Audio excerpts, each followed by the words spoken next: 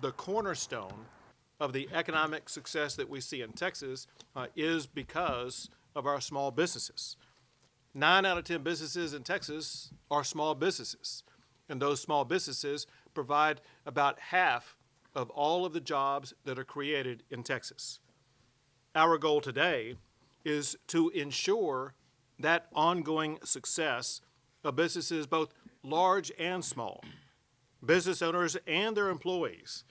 They went above and beyond to open and operate safely during the time of the pandemic.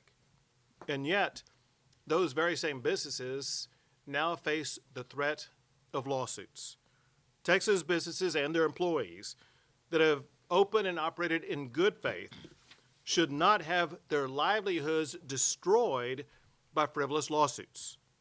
That is why I made COVID liability protection an emergency item this session.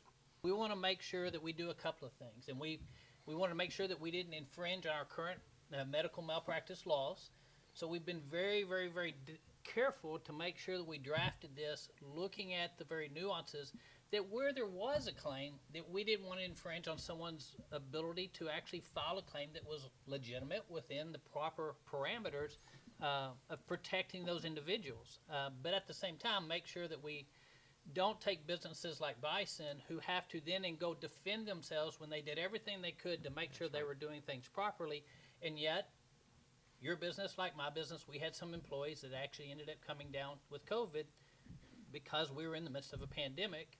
Even though we were trying to do all things properly, their money needs to go towards creating jobs and growing their business, not towards attorneys defending the fact that they were trying to do things properly.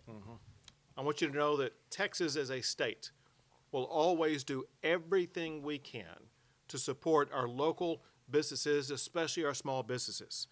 And there's a reason why. When these small businesses succeed, the state of Texas succeeds.